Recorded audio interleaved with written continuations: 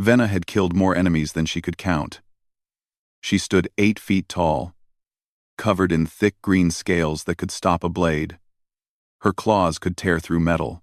Her body could heal from wounds that would kill most creatures. She was Kreth, and the Kreth were born for war. But even she felt fear when she thought about the Devourer horde. They were coming. Billions of them. Creatures of teeth and claws and endless hunger. They moved from planet to planet, eating everything.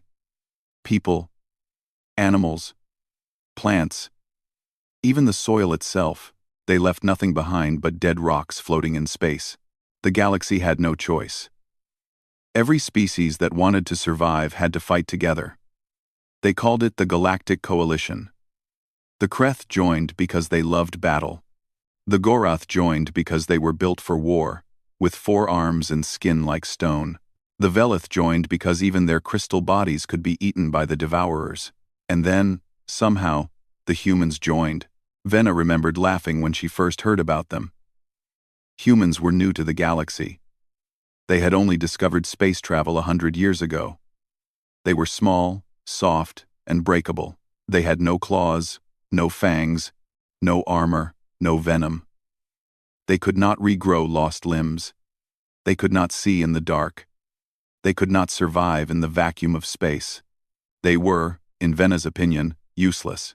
But the coalition needed bodies. The Devourers had numbers beyond counting, so the humans were accepted, and Venna was told that 2 of them would join her squad. She waited in the docking bay of the warship Ironscale, watching the transport ship land. Beside her stood Mox, a Gorath warrior with 4 massive arms and a heavy cannon that weighed more than most humans. Behind them floated Crystalline, a Velith scout whose body was made of living purple crystal. They were a good squad. They had survived 12 missions together. The transport doors opened. 2 figures walked out. They were so small. The first was a male. His skin was brown, his hair was black and cut short, and his eyes were dark and calm. He wore light armor that looked like it would break if Venna sneezed on it. He carried a rifle that seemed like a toy compared to Mox's cannon. The tag on his armor said, SGT, Park Doyen. The second was a female. She was even smaller than the male. Her hair was tied back, and her face showed no emotion at all. She moved with careful, measured steps, checking her surroundings constantly. Her tag said, PVT, LEE Hana. Venna stepped forward. She was 3 feet taller than both of them. Her shadow covered them completely. I am Venna, she said. Squad leader. You will follow my orders. You will not slow us down. You will not get in our way. If you do, I will leave you behind. Understand? The male, Doyun, looked up at her. He did not step back. He did not show fear. He simply nodded once and said, Understood. Squad leader. The female, Hana, said nothing. She just started unpacking her equipment, laying out her weapons and supplies with careful attention. Venna frowned. Most species showed some reaction when meeting a Kreth for the first time. Fear, usually. Sometimes anger. Sometimes false bravery that crumbled quickly. But these 2 showed nothing. They acted like meeting an 8-foot reptile warrior was completely normal. Strange. Mox leaned close to Venna and spoke in a low rumble. They are very small. How long do you think they will last? 1 mission, Venna said. Maybe 2 if they are lucky. I give them half a mission, Mox replied. First real fight, they will die or run. Crystalline floated closer, their purple crystal body catching the light. I have read about humans. They are an interesting species. They come from a world with large predators, extreme weather, and constant competition. They survived by using tools and working together. Tools, Venna scoffed. We all use tools. That does not make them warriors. Perhaps not, Crystalline said. But they have spread across many worlds very quickly for such a young species. That suggests they are more capable than they appear. Venna did not believe it. She had seen many species. She knew what made a warrior. Strength, speed, natural weapons, the ability to take damage and keep fighting. Humans had none of these things. They were prey animals pretending to be predators. Over the next few days, Venna watched the humans carefully. She was looking for weaknesses, waiting for them to make mistakes that would prove she was right about them. But they made no mistakes. Doyun woke early every morning to exercise. He ran through the ship's corridors, did strange movements with his body weight, and practiced with his weapons. He did this even though no one ordered him to. He did it like it was as natural as breathing. Hana spent her time studying. She read reports about the Devourers. She memorized the layout of their target location. She practiced taking apart and rebuilding her weapons until she could do it with her eyes closed. When Venna asked her why she prepared so much, Hana simply said, "Preparation saves lives." Neither human complained about the food, even though the ship's meals were designed for Kreth digestion and tasted terrible to most species. Neither human complained about the uncomfortable sleeping quarters. Neither human asked for special treatment or made excuses. They just worked, quietly, constantly, without being told. On the night before their first mission, Venna found Doyun alone in the observation deck, looking out at the stars. "You should sleep," she said. "Tomorrow will be difficult." "I will," he replied. "I just wanted to see the stars first." Back home, there was too much light from the cities. You could only see a few stars at night. Out here, you can see millions. Venna did not understand why this mattered. They are just stars. Burning gas far away. Doyun smiled slightly. "Maybe. But my grandmother used to say that every star is a promise. A promise that there is more out there. More to see. More to learn. More to become." He paused. "She died before humans discovered space travel. She never got to see this. So I look for her." Venna did not know what to say. "Among the Kreth, the dead were dead. You did not think about them. You focused on the living and the killing. But this human stood here, thinking about his dead grandmother, looking at stars she never saw. There was something strange about that. Something Venna could not name. "Get some sleep," she said finally, and walked away. Behind her, Doyun continued to watch the stars. Tomorrow, they would fly into battle. Tomorrow, Venna expected the humans to die. They were too soft, too weak, too fragile for the war that was coming. She had never been more wrong about anything in her life. The planet was called Kareth 7. It was a mining colony, home to 30,000 workers before the Devourers came. Now it was a graveyard. Venna's squad landed in the ruins of the main city. Buildings were torn apart. Vehicles were overturned and broken. The ground was covered in a strange gray dust that used to be organic matter. The Devourers did not just kill, they consumed everything. Their mission was simple: find the data core in the central command building. The core contained records of evacuated colonists. Families needed to know if their loved ones had escaped. The coalition needed to know how many had survived. "Move fast," Venna ordered. "The Devourers are underground. They do not like sunlight. We have 6 hours before dark." The squad moved through empty streets. Venna took point, her claws ready. Mox followed with his heavy cannon raised. Crystalline floated above, scouting ahead, and the two humans walked in the middle, their small rifles looking almost silly compared to the alien weapons around them. They reached the command building without trouble. It was a tall structure, mostly intact. Venna kicked down the door and led the squad inside. The data core was on the 3rd floor. They climbed the stairs carefully, checking every corner. Venna could smell Devourers nearby. The scent was thick and wrong, like rotting meat mixed with acid. They found the core in a locked room. Hana pulled out a small device and connected it to the door. Within 30 seconds, she had bypassed the lock. The door slid open. "Impressive," Crystalline said. "That security system was designed to resist hacking for hours," Hana shrugged. "I studied the design before we landed. I knew the weakness." Venna grabbed the data core and secured it in her pack. "We have what we came for. Let us leave." They made it down 1 floor before the Devourers attacked.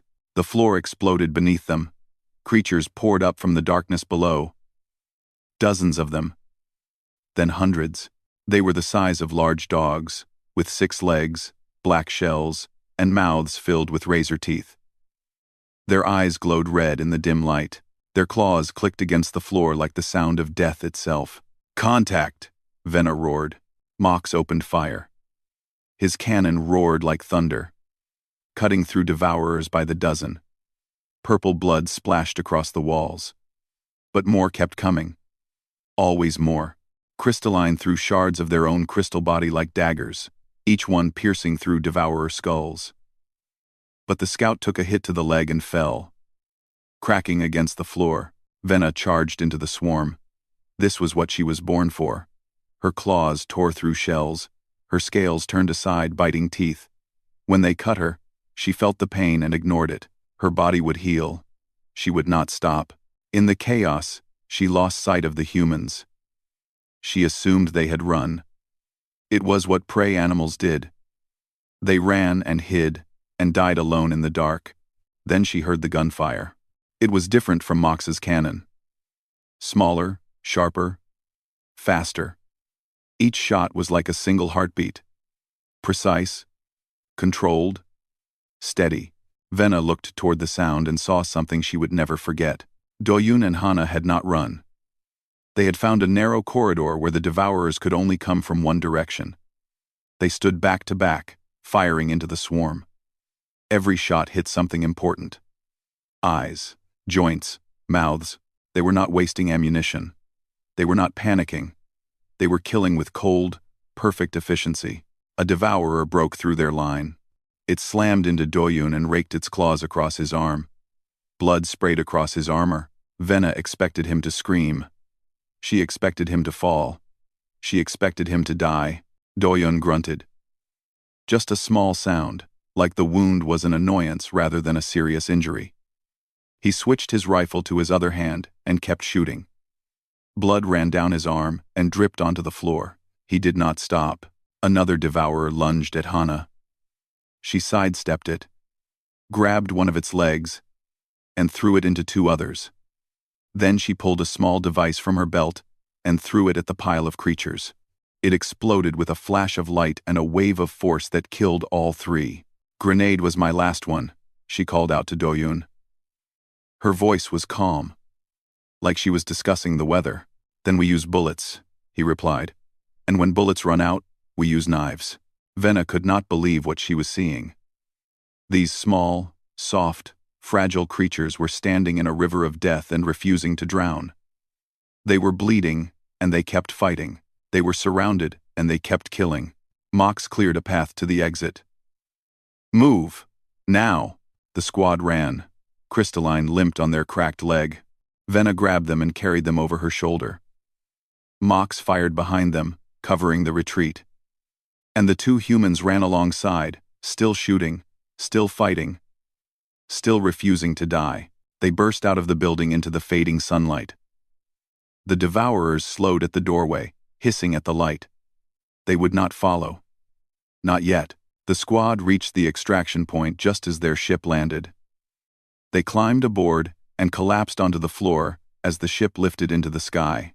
Venna looked at the humans. Doyun sat against the wall, holding his injured arm. The wound was deep. She could see bone through the torn flesh. A Kreth would have needed days to heal from such an injury. A Gorath might have lost the arm entirely. A medical drone flew over and began treating the wound. Doyun did not cry out as it cleaned and sealed the injury. He just sat there, breathing steadily, watching the process. "You should have retreated," Venna said. "When you were injured, you should have fallen back." Doyun looked at her. His face was pale from blood loss, but his eyes were clear. "If I retreated, the corridor would have been undefended. They would have flanked you. You would have died. You could have died." "Yes," he said simply, "but I did not." Venna stared at him for a long moment. She did not understand. Among the Kreth, survival was everything. You fought when you could win. You ran when you could not. You did not sacrifice yourself for strangers, but this human had chosen pain and possible death to protect a squad he had known for less than a week. He had made that choice in an instant, without hesitation, like it was the most natural thing in the world. Why? She asked. Doyun was quiet for a moment. Then he said, because we are squad. And squad does not leave squad behind. Hana sat down next to him. She was bruised and tired, but uninjured. She began checking her weapons, preparing for the next fight. Always preparing. Venna looked at these two small creatures and felt something shift inside her.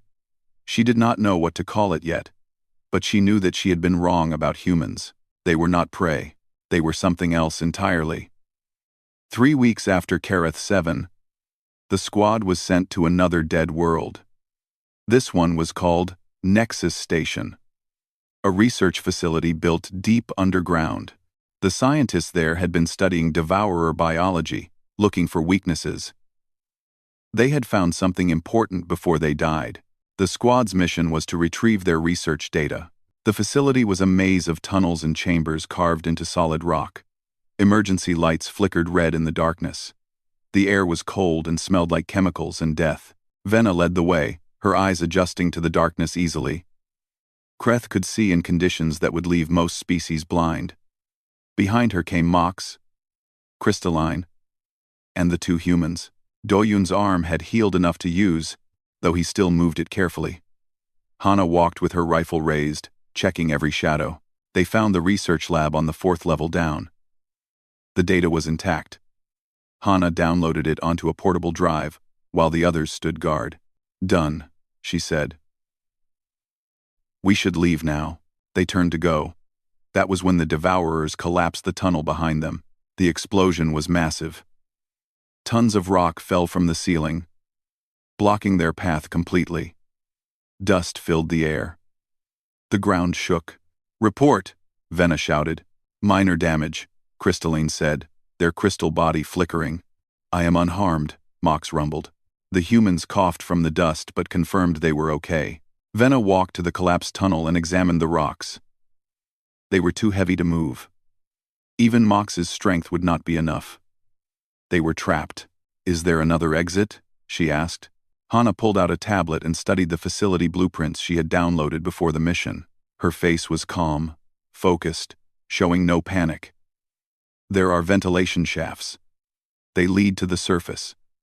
But they are small. Mox and Venna cannot fit through them.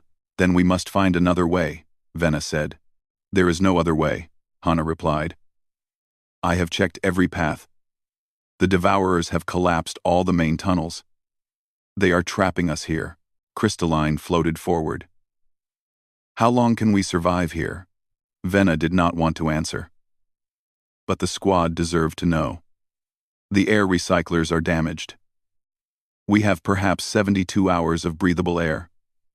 Maybe less if we exert ourselves. Silence fell over the group. 72 hours. 3 days.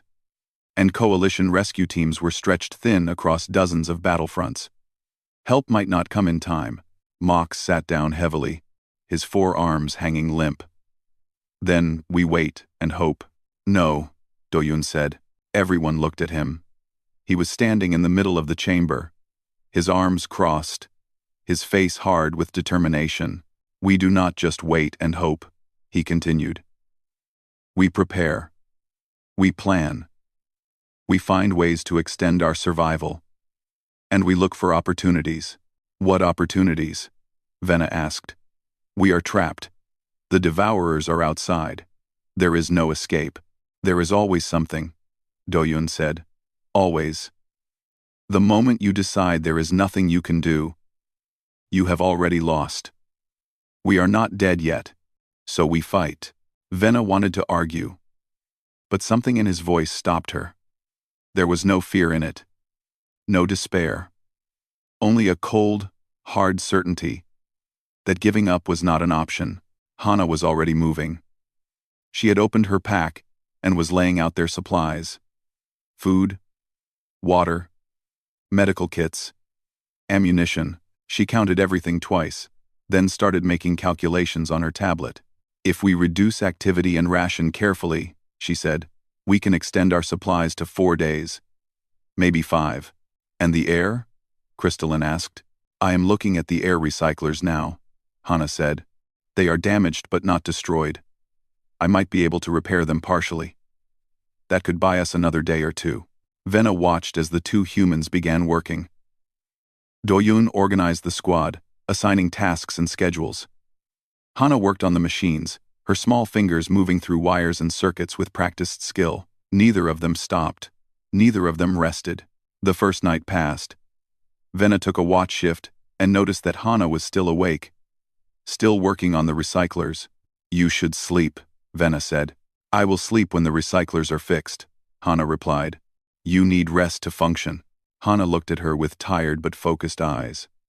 "If I rest now and the recyclers fail, we all die. I will rest later. This will hurt you." "Yes," Hana said simply, "but we will survive. That is what matters." Venna did not argue further.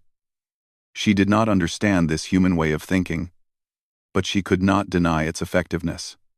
By morning, Hana had repaired the recyclers. They were not perfect, but they would give the squad an extra 30 hours of air. The second day, the devourers found them. They came through small cracks in the walls, squeezing their bodies through spaces that should have been too narrow. Dozens of them. Then hundreds.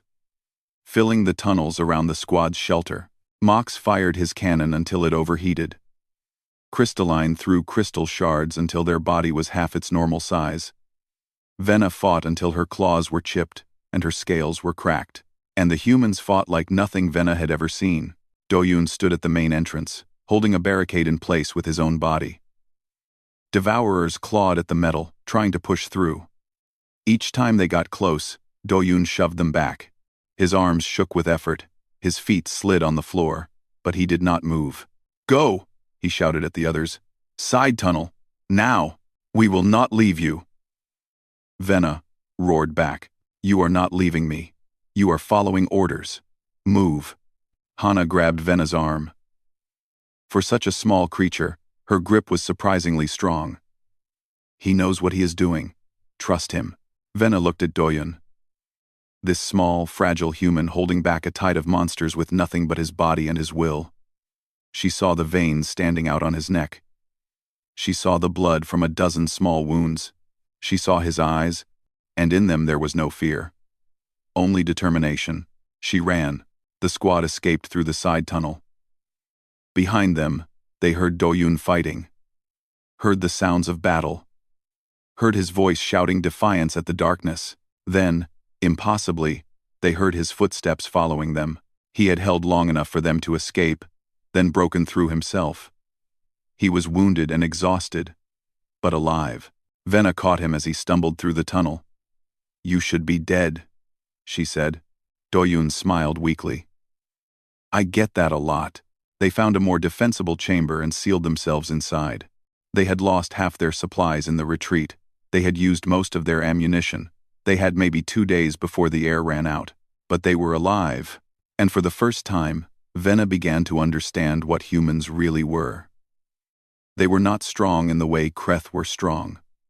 They did not have natural armor like the Gorath or crystal bodies like the Velith, but they had something else. Something that made them stand when others would fall. Something that made them keep fighting when all hope was gone. She did not have a word for it yet, but she would learn. A coalition strike team blasted through the collapsed tunnels and reached the squad just hours before their air would have run out. Venna carried Crystalline, whose crystal body had cracked in too many places to move on their own.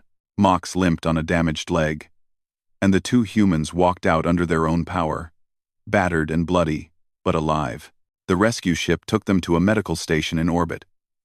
Doctors and healers from a dozen species worked on the wounded. Venna was treated for acid burns and deep cuts. Mox needed surgery on his leg. Crystalline required a special chamber to regrow their damaged crystal. And the humans, despite looking like they had been through a war, required surprisingly little treatment. The doctors were fascinated. They ran tests on Doyun and Hana, measuring their recovery rates. What they found shocked everyone. "Human bodies are remarkable," the lead doctor told Venna. He was a Velith, his crystal body glowing with interest. "They heal faster than expected for a species without regeneration.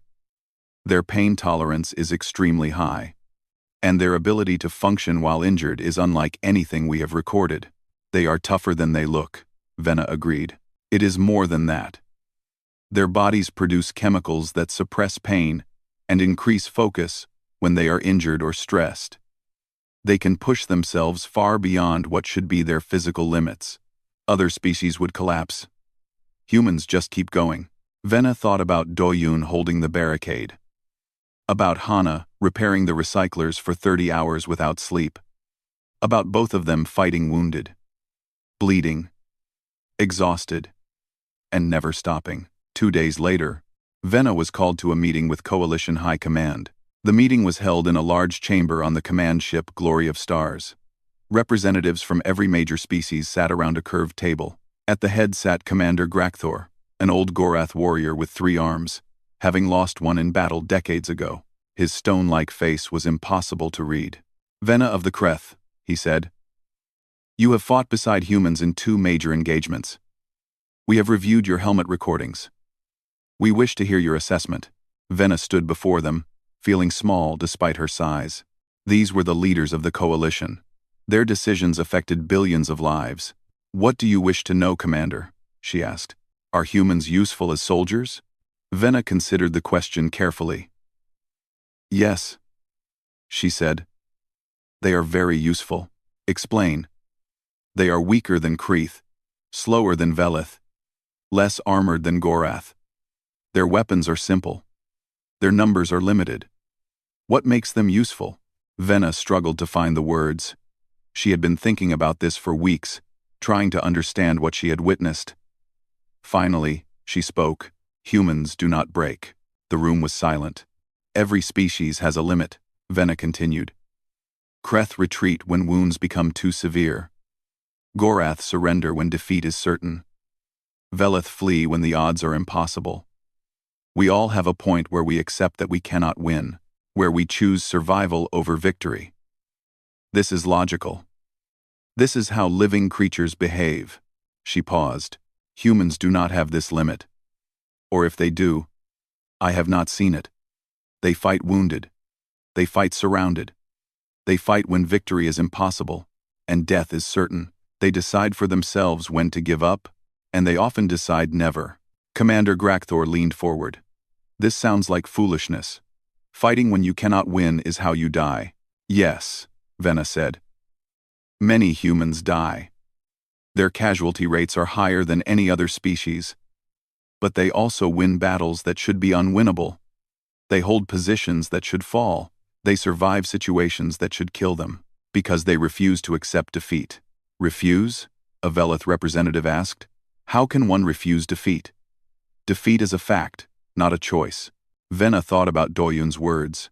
Humans would say that defeat is only a fact when you stop fighting. As long as you are still fighting, you have not lost. You are just not finished yet.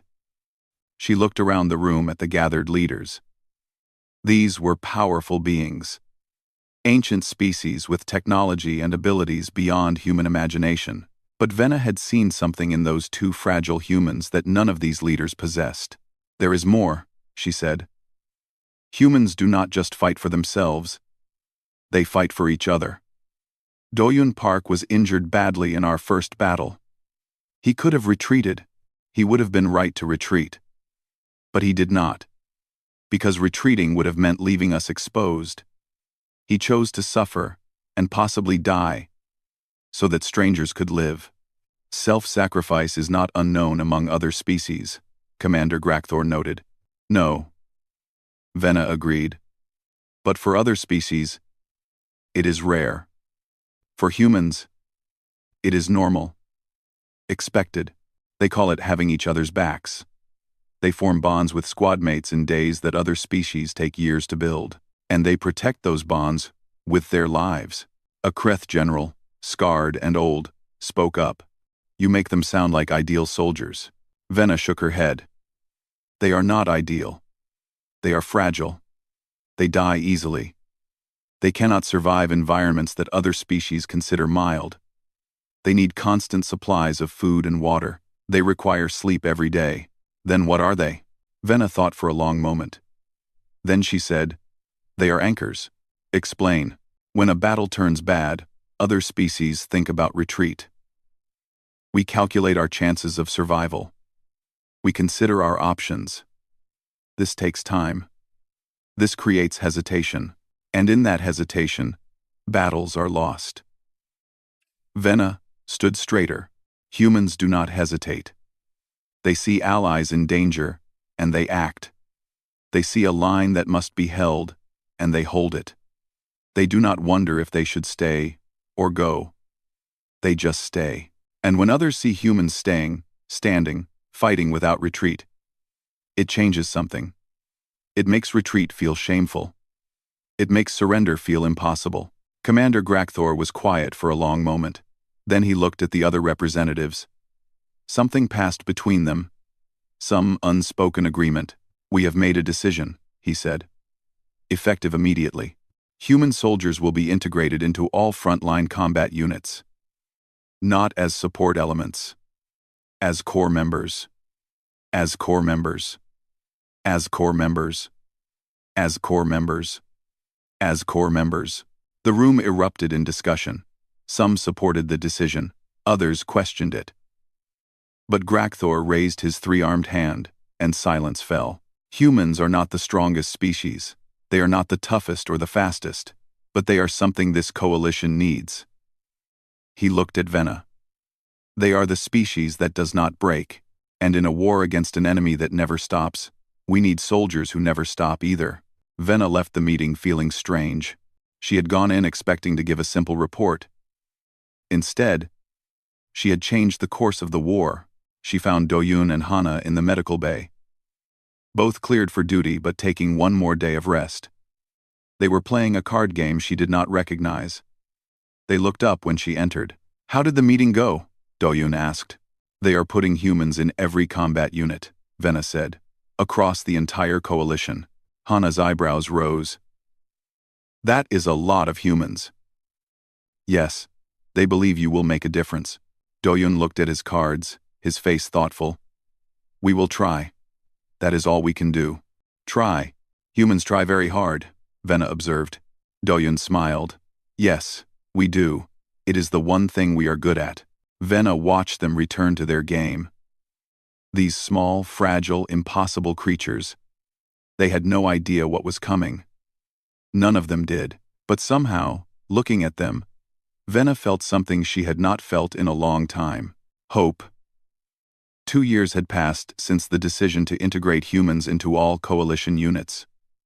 2 years of endless war against the Devourer horde. 2 years of death and blood and fire. The war was almost over.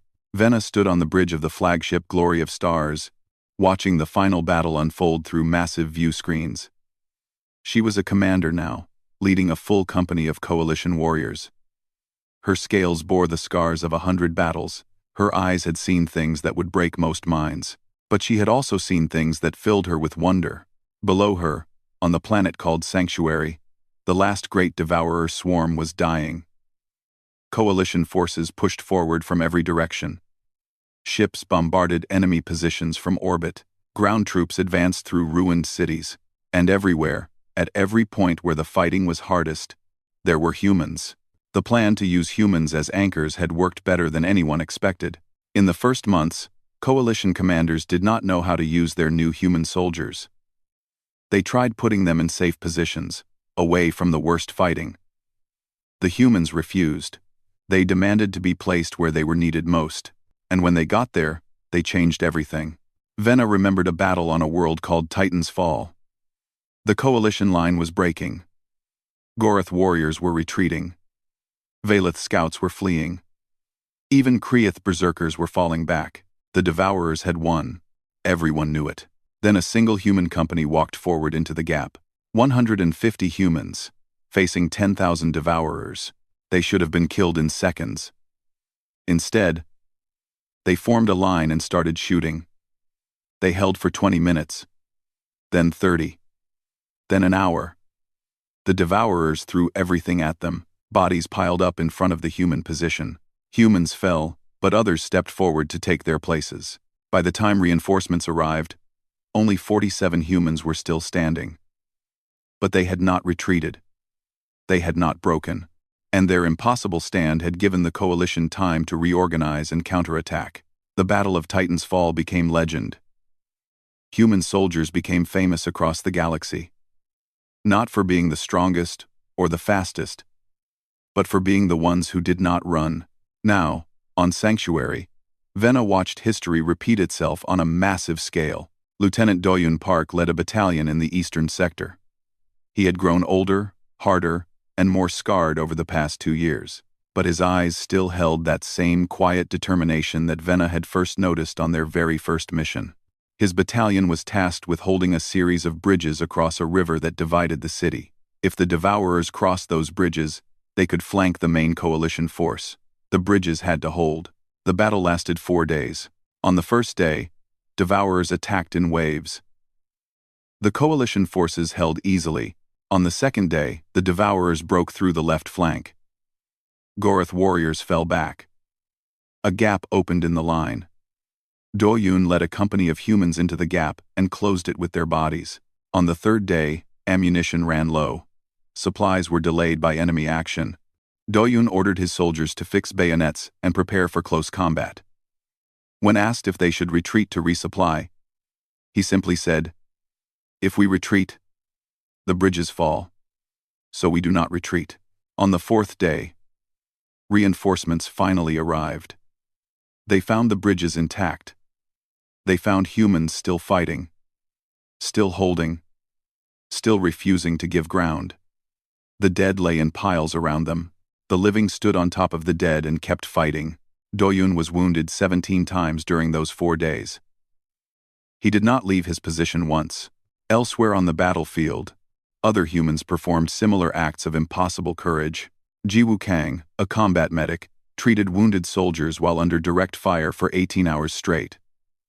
When she ran out of medical supplies, she tore strips from her own uniform to make bandages. When enemy claws tore open her side, she sealed the wound with a heated blade and continued working. Taisun Cho, a heavy weapons specialist, held a forward position for 36 hours without sleep. When his weapon overheated and stopped working, he used it as a club. When Devourers overwhelmed his position, he triggered explosives strapped to his own armor, destroying himself and 50 enemies. These stories repeated across the entire front. Humans dying by the thousands. Humans standing when all others fell. Humans buying time with their lives so that others could survive. The coalition won. The Devourer swarm was broken. The last great horde was destroyed. When the fighting finally stopped, the casualty reports came in. Human losses were the highest of any species in proportion to their numbers. 30% of all human soldiers who fought at Sanctuary were dead. Another 20% were wounded. But they had also had the lowest retreat rate of any species, the lowest surrender rate, the highest rate of what the coalition now called last stand engagements, battles where a unit fought until no one was left alive. Vena visited the medical bay after the battle was over. She found Doyun lying on a bed, covered in bandages, missing 3 fingers from his left hand, and with burns across most of his body. Doctors said he would recover. Humans, they had learned, were remarkably good at healing from injuries that would cripple other species. She sat beside his bed and waited until he woke. "We won," she told him. Doyun smiled weakly. "Good," was starting to worry. "The war is over. The Devourers are broken. You can rest now." He nodded slowly. Then he said something that surprised her. "I am sorry." "Sorry? For what?" "For everyone we lost. All the people who died. I keep thinking about them, wondering if I could have saved more." Vena did not know what to say. Among the Kreth, the dead were dead. You honored them by surviving, not by mourning. But humans were different. "You saved millions," she said. "The bridges held because of you. The battle was won because of you." "I know. But that does not make the dead less dead." They sat in silence for a while. Finally, Vena asked the question that had been burning inside her for 2 years. "Why do humans fight like this? You have no natural weapons, no armor. You are fragile and soft, and you die so easily. Why do you not fear death?" Doyun was quiet for a long moment. His eyes stared at the ceiling, at something only he could see. Then he said, "We fear death more than anyone. Every human is terrified of dying. We dream about it. We think about it. We know exactly how fragile we are. Then why do you not run? Because we fear other things more." He turned to look at her. "We fear failing the people who count on us. We fear abandoning the ones we love. We fear living when we could have saved someone by dying." He paused. "Humans learned a long time ago that the universe does not care about us. Nothing will come to save us. No god, no hero, no magic. We are alone in a cold, dark cosmos that would kill us without even noticing. So we made a choice. We decided that if the universe would not protect us, we would protect each other. And if that means dying, then we die. But we make it cost. We make it mean something." Stock. Venna sat with these words for a long time. Finally, she understood. Humans were not strong despite their weakness. They were strong because of it. They had no natural advantages, so they built their own. They had no guaranteed survival, so they chose what they would die for. They had no place in a galaxy of monsters, so they made one. She looked at Do-yoon, this small, fragile, broken, undefeated creature. And she felt something she had never felt toward a member of another species. Respect, admiration. "You are very strange creatures," she said. Do-yoon laughed, then winced from the pain in his ribs. "I know. But strange is better than boring." Years later, after the coalition transformed into the Galactic Alliance and peace spread across the stars, Venna wrote a book about her experiences. It was called "They Were Not Monsters, They Were Something Worse." In the final chapter, she wrote, "I was asked once what humans are. I have thought about this question for many years. I have fought beside humans, bled with humans, watched humans die, and watched them kill.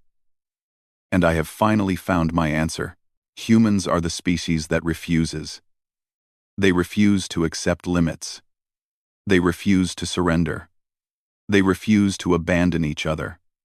They refuse to die quietly in the dark. The universe created them weak, so they became strong. The universe gave them nothing, so they made everything. The universe tried to kill them, so they killed back. They are not the strongest species.